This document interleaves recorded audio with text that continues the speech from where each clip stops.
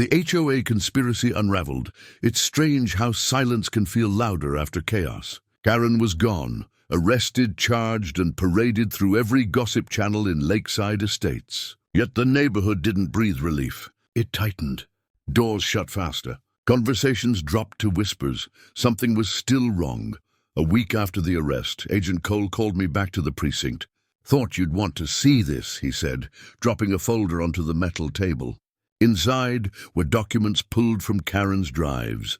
Among the labeled files were encrypted folders with HOA initials, Project LE for Lakeside Estates. The inspectors decrypted them over several nights, uncovering spreadsheets of fake maintenance budgets, forged invoices, and secret kickback transfers from local contractors straight into the personal accounts of HOA officials. The president, the treasurer, even the landscaping committee, all of them had taken their cut. Karen's job was surveillance. She monitored homeowners' finances, feeding private details to the board so they could pressure residents into compliance or forced sales. If someone fell behind on dues or was late on mortgage payments, the HOA used Karen's intel to push fines, forcing them to sell. Then their homes were quietly bought by shell companies connected to the HOA president's relatives and resold for profit. It wasn't a neighborhood. It was a machine. Cole rubbed his temples. "We thought she was just a nosy neighbor. Turns out she was a cog in a laundering operation." I stared at the pages, each one a blueprint of greed hiding behind manicured lawns. "Can we shut them down?" I asked. He gave a slow nod. "We're building a joint case with the FBI, but we'll need testimonies, yours included." And that's when I realized how dangerous this had become. That night, someone slid a note under my door. No signature, no handwriting I recognized. It read, "You should have left it alone. We keep things peaceful here for a reason." The next morning, my car tires were slashed. My mailbox ripped clean off its post. It wasn't Karen this time. It was the people who'd been using her. The HOA board called an emergency meeting that week. Every homeowner was invited. When I walked into the clubhouse, all eyes turned to me, half with pity, half with warning. The president, Mr. Whitmore, smiled like a politician caught mid-scandal. "Let's not forget," he said smoothly, "that our dear Karen acted alone. The board is as shocked as anyone." But I could see the tremor in his hand, the sweat on his temple. He knew the walls were closing in. When the inspectors raided HOA headquarters 2 days later, the whole illusion shattered. They found falsified accounts, emails proving collusion, and worst of all, proof that Karen's surveillance data had been sold online. Private homeowner records, financial histories, even security camera feeds, all auctioned off to marketing firms and real estate speculators. By the time the sun set, half the HOA board was in custody. Cole looked exhausted but satisfied. "You know," he said quietly, "Karen may have started this, but she wasn't wrong about one thing. Power does belong to those who know the most." He handed me a copy of the report. "Now you know too." I looked out across Lakeside Estates, the same streets, the same perfect lawns, but the illusion was gone. The community had been watching itself through stolen mail and secret deals for years, and in the middle of it all, I'd just become the witness they couldn't silence.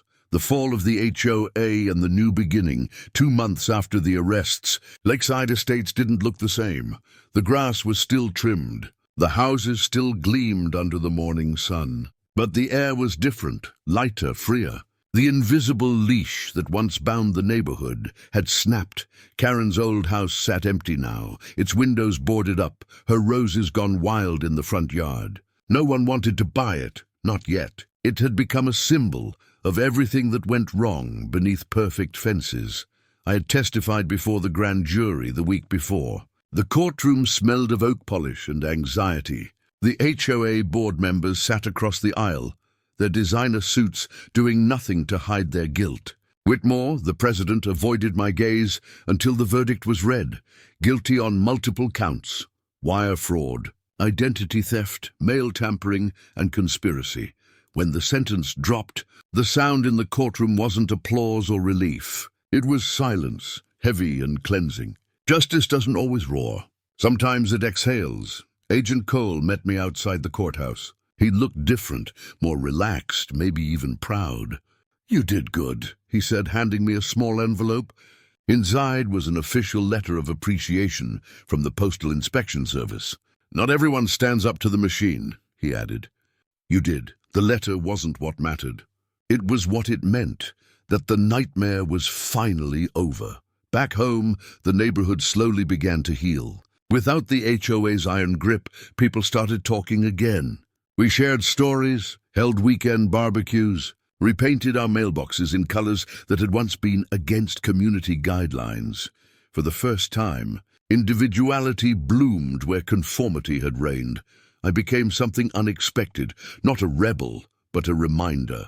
New residents often asked about the boarded-up house on Cedar Lane. I'd tell them the story, not to scare them, but to remind them what happens when control replaces community. Sometimes, on quiet nights, I'd sit on my porch and hear the faint buzz of crickets under the streetlights. I'd think about Karen, whether she regretted anything. I doubted it. Some people need power like they need air. Take it away and they suffocate. But me, I finally breathed. One evening, Cole dropped by again, off duty this time. We shared coffee and watched the sunset fade behind the lake. "You know," he said, "places like this, they look perfect until someone scratches the paint." "You scratch deep," I smiled. "Maybe perfection's overrated," he chuckled. "Maybe peace isn't." The lake shimmered gold as the last light hit the water. Across the street, kids rode their bikes, laughter echoing where suspicion once ruled. Lakeside Estates was far from flawless now, and that was exactly why it finally felt like home.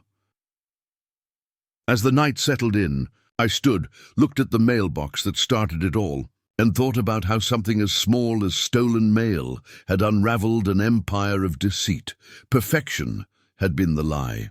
Truth was the real order restored, and for the first time since moving in, I dropped a letter into my mailbox, not with fear, but with peace. The neighborhood watcher.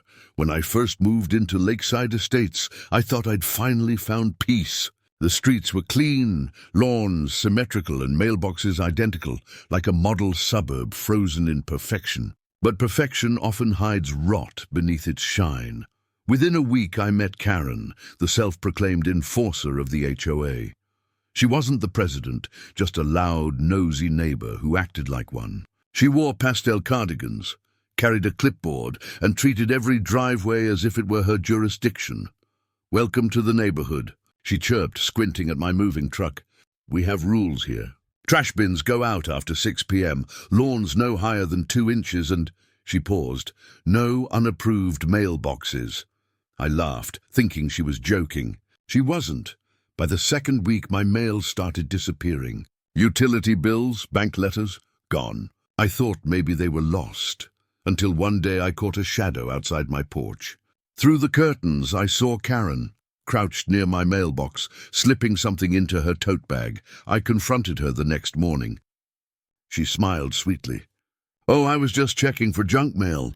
Some of us help keep the community tidy." Something in her tone chilled me. I checked with the post office. They confirmed deliveries, no interruptions. That's when I installed a camera under my mailbox. 2 nights later, the footage showed Karen again, flashlight in hand, flipping through my envelopes. Not once, but 3 times that week. The next morning, I printed the footage and walked straight to the HOA board. But to my surprise, they defended her. "Karen's been part of this community for years," the president said dismissively. "Maybe she was just ensuring your mail wasn't left unattended." That's when I realized Karen wasn't just a nosy neighbor. She was protected. A week later, I found one of my opened letters returned to my mailbox, a bank statement resealed with clear tape. The same day, I noticed a strange car idling near my driveway, unmarked. Tinted windows. Something deeper was going on. When I filed a formal report with the U.S. Postal Inspection Service, I expected it to be ignored. But the inspector who took my statement, Agent Cole, leaned forward and said something that made my pulse race. "You're not the first homeowner in Lakeside Estates to report missing mail." That was when the real story began, the one that would turn a quiet neighborhood into a crime scene. The investigation begins. The morning after filing my report, I woke up to the sound of my phone buzzing. "Unknown number. This is Postal Inspector Agent Cole," the voice said. "Mind if we talk in person?" Within an hour, a white government sedan pulled into my driveway. Two inspectors stepped out, Cole, tall and calm-eyed, and his partner Ramirez, who scanned every inch of the street like she'd seen it all before. They flashed badges, crisp and confident. Cole started recording as soon as he entered. "You said your neighbor's been tampering with your mail," he said. "Do you have evidence?" I showed him the camera footage, Karen in her robe, flashlight in one hand, stealing envelopes with surgical precision. Ramirez frowned. "She's done this before," she murmured. "Before?" That word stuck in my mind. They explained that the Postal Inspection Service had been tracking a pattern, stolen mail connected to identity theft, property fraud, and HOA corruption in suburban communities. Lakeside Estates had quietly made their list. Cole asked to set up a hidden surveillance camera on my porch, an official one. He wanted Karen to slip again, only this time under federal observation. For days, nothing happened. Karen kept her distance, though I could feel her eyes following me when I mowed the lawn or checked my mailbox. Then one night, she slipped up. At 2:14 a.m., the motion sensor blinked. The inspector's camera caught Karen wearing gloves, carefully pulling a thick envelope from my mailbox, my insurance documents, and photographing every page with her phone. Ramirez called me at dawn. "We've got her," she said. But things got stranger. When they pulled surveillance on Karen's property, they found something worse than stolen mail. She had folders labeled with every homeowner's name, notes, photos, and copies of private correspondence. She'd been spying on half the neighborhood. One note under my name read, "New owner. Possible violation. Tracks mail closely. Watch him." Another folder was labeled HOA Board, Private. Inside were emails between Karen and the HOA president, suggesting she was feeding him information about residents, using stolen mail to monitor late dues, unpaid fines, even private complaints. Cole's face hardened. "That's federal obstruction, privacy violation, and mail theft. We're building a warrant," he looked at me. "If you're up for it, we'll need your cooperation when we move in." I didn't hesitate. That night, the quiet streets of Lakeside Estates felt different. Every porch light looked like an eye. Every rustle of leaves sounded like footsteps. Karen's curtains were drawn tight, but I could sense movement behind them, as if she already knew her perfect little world was about to shatter. And when the inspectors finally arrived with a warrant in hand, I was standing at my window, watching as the suburban queen of control faced the one thing she could never dictate: justice, the warrant, and the secrets beneath. Her house, it happened on a quiet Tuesday morning, the kind of silence that makes even birds hesitant to sing. By 8 a.m., 3 unmarked sedans rolled into Lakeside Estates. I watched from my living room window as Agent Cole and his team approached Karen's house. She stood on her porch in a floral robe, clutching her coffee mug like it was armor. The lead agent called out, "U.S. Postal Inspectors. We have a warrant. Step aside, ma'am." Karen didn't move. Instead, she laughed, a brittle, high-pitched sound. "You're making a mistake. I'm on the HOA board. I have rights." Cole stayed calm. "You also have a camera full of stolen mail. Let's go inside." She froze, realizing they knew more than she thought. When the agents entered, I expected a normal suburban home.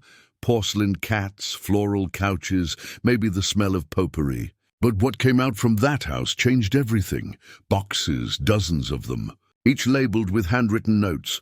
Lot 13, tax record. Lot 22, divorce papers. Lot 31, medical bills. It was a vault of stolen lives. Cole pulled on gloves, opening one box. Inside were opened envelopes, USB drives, and printed emails. Some contained residents' bank information. Others were HOA letters she'd rewritten and resent, changing fines, altering due dates, making herself look like the neighborhood's watchdog, while quietly controlling every financial thread. And beneath it all, a small black journal, Cole flipped it open, and on the first page, in neat cursive, she'd written, "Power belongs to those who know the most." That's when it hit me. This wasn't about curiosity. It was control. Karen wasn't just spying, she was building leverage. With every stolen letter, she gathered secrets to manipulate the HOA board and homeowners alike. She knew who was in debt, who was fighting, who might sell their home. Ramirez found a hidden compartment behind the basement wall, a hollow space sealed with drywall. Inside were backup drives, containing scanned documents from mailboxes all over the community. Hundreds of residents. Karen sat on the porch, watching in silence as they carried the evidence out. When Cole finally read her rights, she smirked. "You think I'm the only one?" Cole froze. "What do you mean?" She leaned closer, whispering, "The board knew. Every single one of them. I just did the dirty work." Then she smiled, a smile that didn't belong in daylight. The neighborhood gathered on lawns, watching as Karen was escorted to the unmarked car. But no one said a word. They just stood there, faces pale, realizing how deep her reach had gone.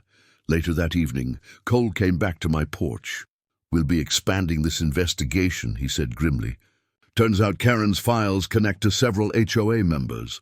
Property deals, kickbacks. You might have just uncovered a full-scale fraud ring." I looked across the street at her empty house, the curtains swaying in the breeze like ghosts of her control. For the first time since I'd moved to Lakeside Estates, I didn't feel watched. But I didn't feel safe either, because if Karen was right, then the real villains weren't gone yet.